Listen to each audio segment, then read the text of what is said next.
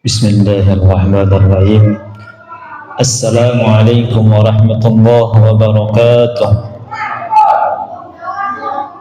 Alhamdulillah wassalatu wassalamu ala Rasulillah wala haula wala quwwata illa billah. Allahumma irfa' darajatana bil Qur'an warhamna bil Qur'an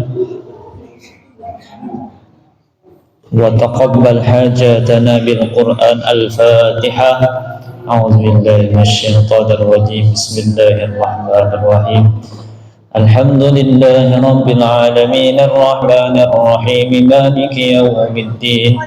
Iyyaka na'budu wa iyyaka nasta'in ihdinas siratal mustaqim. Shiratal ladzina an'amta 'alaihim ghairil maghdubi 'alaihim waladdallin. Rabbi ighfirli wa liwalidayya wa lil mu'minina amin. Walhamdulillahi rabbil alamin. Bapak Ibu jamaah Masjid Az-Zumar yang kami muliakan serta anak-anak yang mudah-mudahan senantiasa diberikan keistiqomahan untuk belajar. Bapak Ibu yang dirahmati Allah Subhanahu wa taala, alhamdulillah pada pertemuan sebelumnya kita telah membahas Quran surah Al-Adiyat ayat yang pertama sampai ayat yang ke-7. Insyaallah akan kita selesaikan pada beberapa waktu ke depan. Sebelum kita lanjutkan, terlebih dahulu kita ingat terlebih dahulu materi atau pembahasan sebelumnya tatkala Allah Subhanahu wa taala bersumpah dengan kuda yang kemudian kuda itu diperlihatkan kepada kita tentang keindahannya, tentang semangatnya, tentang kegigihannya. Wal 'adiyati dhabha, demi kuda yang berlari dengan sangat kencang dan terengah-engah.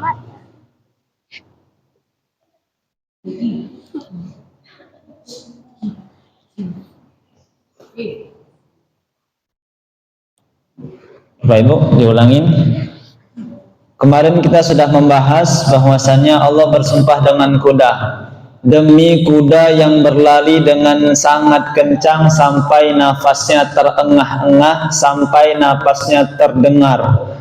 Walaupun kuda itu sudah terengah-engah, nafasnya terdengar, capek, tetapi kuda tetap berlari dengan sangat kencang hingga al-muriyat, sehingga kuda itu menampakkan percikan bunga api pada kakinya. Tak sekedar berlari, kuda itu juga menyerang musuh secara al-mughirat. Al-mughirat kemarin sudah kita bahas, mendadak atau secara tiba-tiba. Bukan hanya itu, kuda itu sampailah memasuki kumpulan musuh-musuh yang kemudian kuda itu diikuti dengan gumpalan debu, diikuti dengan kabut debu yang berasal dari debu yang berterbangan oleh sebab kakinya yang sangat kencang. Dalam tafsir yang lain, kuda itu memasuki kumpulan musuh-musuh dengan diikuti suara hentakan kaki kuda yang sangat kuat sehingga suara itu menggentarkan lawannya. Bapak Ibu jamaah dirahmati Allah Subhanahu wa taala, jawaban sumpah Allah terhadap kuda ini ada pada ayat yang ke-6. Allah bersumpah dengan kuda hanya untuk menegaskan bahwasannya manusia itu adalah makhluk yang tidak mau bersyukur. Innal insana li rabbihi lakanud, sesungguhnya al-insan manusia li rabbihi kepada Tuhannya, kepada penciptanya, lakanud mereka tidak mau berterima kasih. Atau bahasa di dalam tafsir yang sedang kita bahas, tafsirul Isyarat karangan Al-Imam Qusairi, kanut itu artinya seorang manusia yang bersandar pada bantal kenikmatan namun sayang hatinya tenggelam dalam kelalaian. Contoh, betapa banyak Allah sudah beri kita nikmat, betapa banyak Allah sudah kasih kita karunia, apapun bentuknya, berbagai macam ragam nikmat Allah itu Bapak Ibu.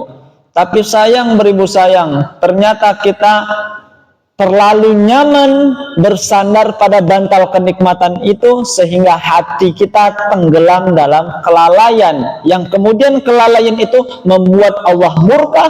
Allah katakan innal insana lirabbihi lakanud, mereka sudah kuberikan nikmat tapi mereka melupakan jasa, mereka tidak mau bersyukur. Wa innahu ala dzalika lasyahid. Sudah kita bahas juga kemarin.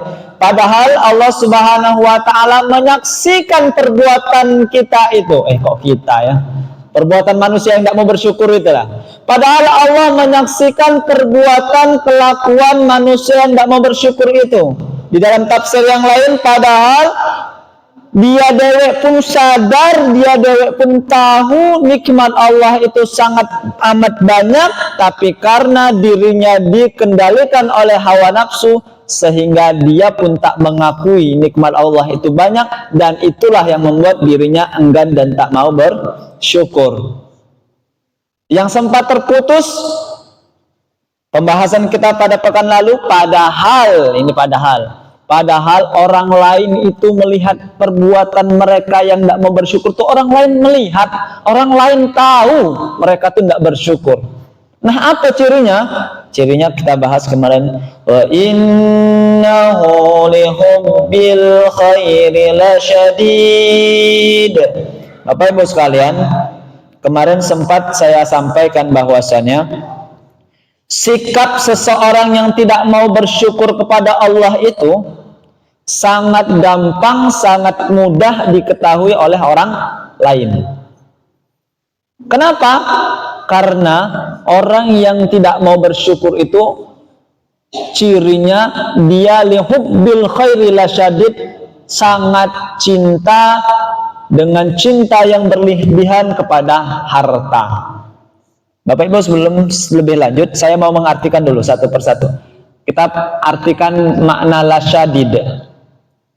Lasyadid itu Bapak Ibu, lasyadid itu seperti tali yang mengikat. Ya, lasyadid. Wa innahu lihubbil khairi lasyadid. Kalau kita lihat di sini terjemah Al-Qur'an, kalau kita lihat berlebihan, ya. Berlebihan dalam mencintai harta. Jadi Bapak Ibu sekalian, ingat, orang yang hatinya terikat oleh kecintaan terhadap dunia, maka orang itu akan berlebihan dalam mencintai harta.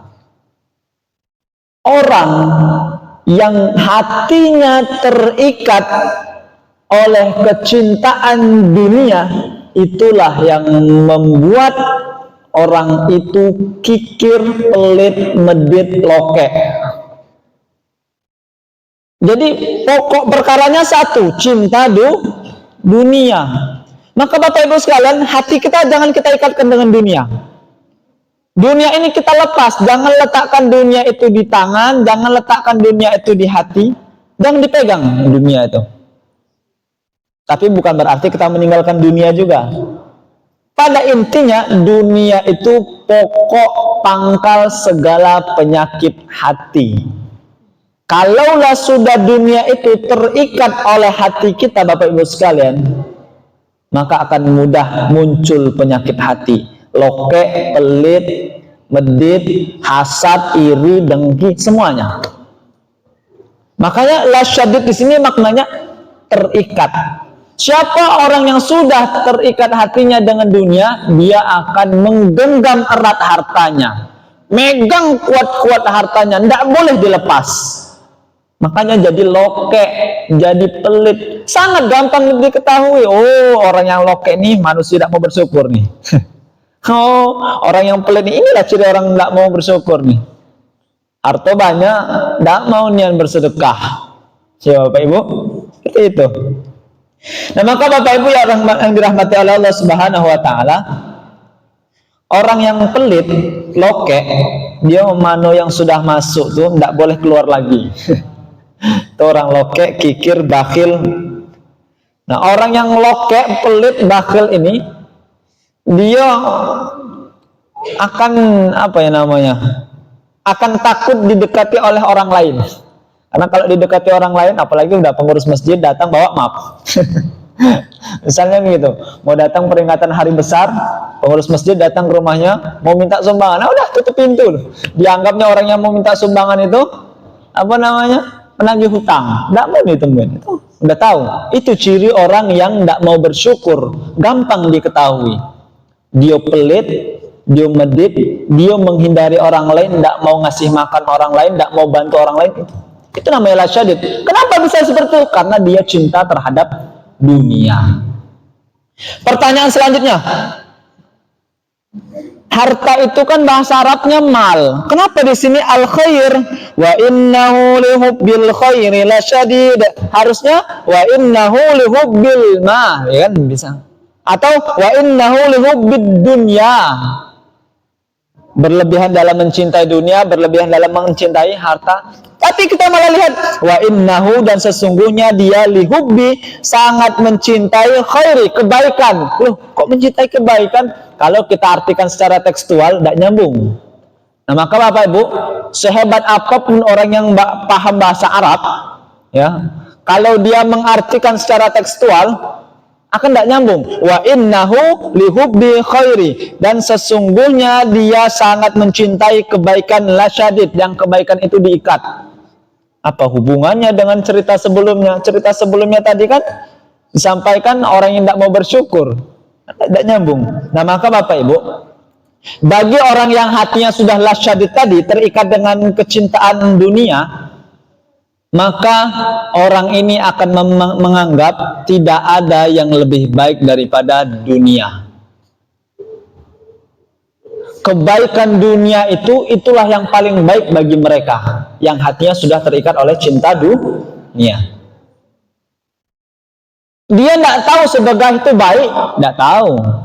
Tidak dianggapnya baik sedekah, tidak dianggapnya menolong anak yatim ini baik, enggak. Pokoknya semua kebaikan dunia itulah yang terbaik bagi mereka yang hatinya terikat oleh dunia. Maka di sini disebutkan al-khair, kebaikan dunia. Jabatan, kekuasaan, harta banyak, mobil mewah, rumah mewah, itu kebaikan bagi mereka, itulah yang paling baik. Kalau diringkas oleh ulama, harta. Makanya Bapak Ibu, wa innahu lihubbil khairi lasyadid, dan sesungguhnya dia sangat berlebihan dalam mencintai harta disebabkan terikatnya hati mereka oleh kecintaan dunia. Bapak Ibu jamaah yang dirahmati Allah Subhanahu wa taala, Allah itu tidak melarang manusia untuk mencintai harta, tidak. Sudah kita bahas ketika di surah Al-Lahab kalau tidak salah. Saya ingat pembahasannya di surah Al-Lahab. Allah itu tidak melarang kita untuk mencintai harta. Atau juga dibahas di surah Al-Humazah kalau tidak salah. Wailul likulli humazatil lumadzah alladzi jama'a malahu wa 'addadah yahsabu anna malahu akhladah. Mereka menyangka harta itu bisa menyelamatkan mereka sehingga mereka tumpuk-tumpuk harta. Sudah kita bahas. Jadi Allah tuh bukan berarti melarang kita untuk mencintai harta, untuk menumpuk-numpuk harta. Enggak. Silakan ibu, bapak, anak-anak mau mengumpulkan harta, menumpuk-numpuk harta, tapi Bapak Ibu sekalian, ingat rumusnya pada saat itu, bersihkan pula harta itu. Dengan apa? Sedekah, infak, zakat. Silakan cari harta sebanyak-banyaknya, silakan cintai harta, tapi ingat, jadikanlah harta itu sebagai sarana untuk semakin dekat, taat, takwa sama Allah Subhanahu wa ta'ala. Selanjutnya Bapak Ibu, ayat yang ke-9.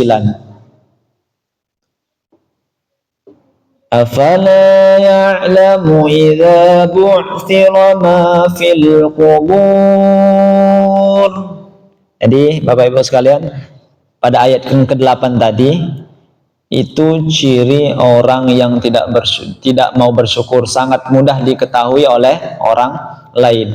Dia cinta dunia, dia cinta harta, sampai membuat dirinya bakhil, pelit, medit, tidak mau didekati orang lain. Orang lain tahu dia tidak mau bersyukur, orang lain tahu.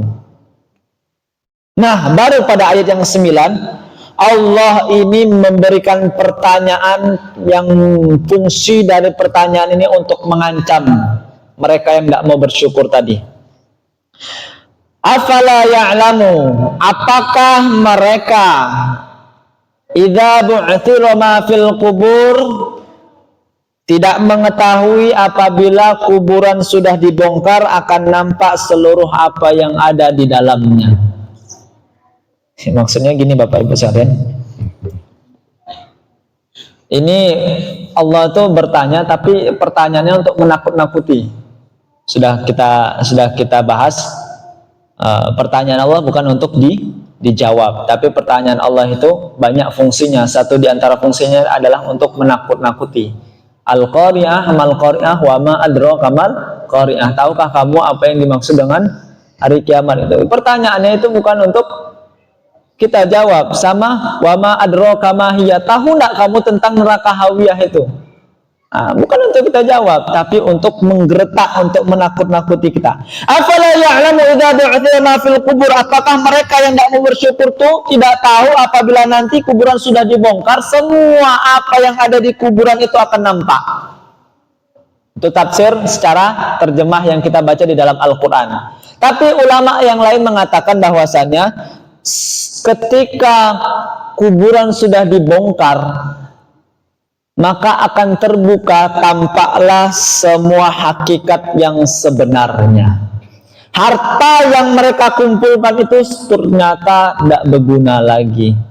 Mobil mewah yang mereka kumpulkan itu, yang mereka susun di rumahnya itu, ternyata tidak bisa nolong mereka.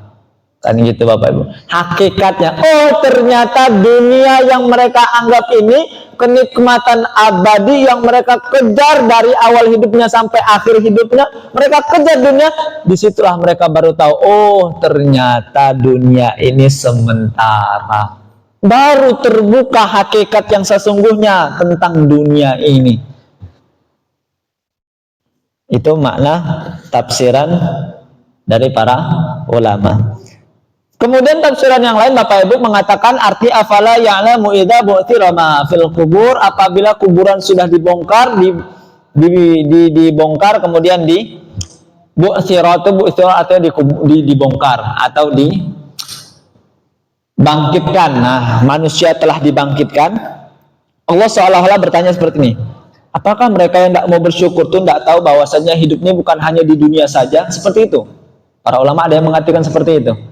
Yang lain juga Allah bertanya, afala ya'lamu idza bu'thira ma fil kubur, apakah mereka tuh tidak tahu bahwasannya semua makhluk yang telah mati nanti akan dibangkitkan oleh aku, kata Allah, kemudian untuk aku hisab. Apakah mereka tidak tahu? Kalau mereka di dunia tidak tahu, hari ini mereka harus tahu. Itu kata Allah, afala ya'lamu idza bu'thira ma fil kubur. Jadi pertanyaan ini pertanyaan untuk mengancam mereka. Nah, hari ini kita bersyukur, kita sudah belajar, kita sudah ngaji. Lebih baik kita sadar hari ini daripada nanti sadarnya ketika kita sudah dibangkitkan. Jangan. Afala ya'lamu idza bu'thira ma fil kubur, makna yang lainnya, apakah mereka tuh tidak tahu bahwasanya setiap dosa, setiap maksiat akan dibalas oleh Allah dengan azab yang sangat pedih. Tahu enggak mereka tuh? Kalau mereka enggak tahu, wajar mereka kayak gitu. Tapi masalahnya mereka itu hari ini tahu, tapi mereka pura-pura enggak tahu. Nanti ketika dibangkitkan, setelah di kuburan telah dibongkar, baru mereka sadar dan menyesal, enggak berguna lagi. Afala ya'lamu idza bu'thira ma fil kubur, apakah mereka tuh enggak tahu harta benda mereka itu yang selama ini mereka kumpulkan tidak akan bisa memberikan keselamatan dan pertolongan ketika Yaumul Haq, forumnya Allah sudah digelar. Seperti itu pertanyaan Bapak. Jadi ayat ini Bapak Ibu seyogyanya, ayat yang ke-9, pertanyaan Allah yang mengancam ini tujuannya untuk membuat manusia sadar. Nih Bu, Bapak Ibu sekalian, tujuan dari pertanyaan Allah yang mengancam ini supaya manusia itu sadar bahwa setelah masuk kubur, kemudian dibongkar kubur itu, kemudian dibangunkan manusia dalam kubur itu, alias dibangkitkan kembali dari kuburnya itu, terbukalah semua jawaban yang sesungguhnya. Maksudnya terbukalah semua jawaban yang sesungguhnya. Kenapa sih mereka itu malah sholat? Terbuka pada saat itu. Kenapa sih mereka itu suka korupsi? Terjawab di situ. Kenapa sih mereka itu suka bermaksiat? Terjawab pada saat hari pertanggungjawaban. Ayat 11, wa hussila ma fis sudur. Ini mempertegas dan mengajak manusia untuk lebih sadar bahwasanya forum pengadilan Allah itu benar-benar menakutkan, Bapak Ibu sekalian. Nanti hussila itu ditampakkan hasil seluruh perbuatan kita di dunia. Mereka yang sudah dikasih nikmat tapi tidak mau bersyukur, malah berbuat yang macam-macam, hussila. Nanti ketika sudah dibangkitkan, hussila, semuanya akan ditampakkan. Hasil perbuatan mereka akan ditampakkan. Fis sudur, apalagi terutama yang ada pada dalam sudur. Apapun yang ada pada dalam sudur, dalam dada, semuanya akan ditampakkan. Bapak Ibu, hati kita itu berlapis, ya. Lapisan yang paling luar itu namanya sodor, dada. Inilah yang disebut mafis sudur. Hati yang terluar namanya sodor, dada. Dada bagian luar yang paling luar kita nih. Kemudian masuk lagi ke dalam namanya qalb. Qalb itu artinya hati. Kemudian masuk lagi paling dalam namanya fuad. Fuad itu hati bagian paling dalam. Kemudian yang paling dalamnya lagi namanya lub. Lub itu artinya inti hati terdalam. Ini hati kita dilapisi sadar, kemudian qalb, kemudian fuad, kemudian lub. Semuanya ini nanti akan tampak. Apa yang tersimpan di sadar, di dalam dada, apa yang tersimpan di dalam hati, apa yang tersimpan di dalam hatinya lagi paling dalam, kemudian apa yang tersimpan di inti dalam hati itu akan juga ditampakkan oleh Allah. Kalau di sini Allah memang sebut mafis sudur, hati bagian luarnya sada, bagian dada, di dalam dada. Tapi di ayat yang lain misalnya innas sam'a, sesungguhnya pendengaran, wal basar, penglihatan, wal fuad, hati yang paling dalam, kan itu. Ini Ustaz Abdul Somad sering menyampaikan ini. Innas sam'a, pendengaran, wal basar, penglihatan, wal fuad, hati kecil pun, kullu ulaika kana anhu mas'ula, semuanya akan dimintai pertanggungjawaban, akan ditampakkan, Bu. Yang menarik Bapak Ibu sekalian, hari ini tidak ada yang bisa mendeteksi apa isi di dalam dada, apa isi di dalam hati, termasuk dokter. Dokter tidak tahu tidak kita tuh bohong? Tidak tahu. Apa yang ada di dalam hati ini cuma Allah yang tahu. Kejahatankah, keburukankah, semuanya Allah yang tahu. Nah nanti itu akan ditampakkan oleh Allah, dibuka sama Allah dengan sejelas-jelasnya. Kapan?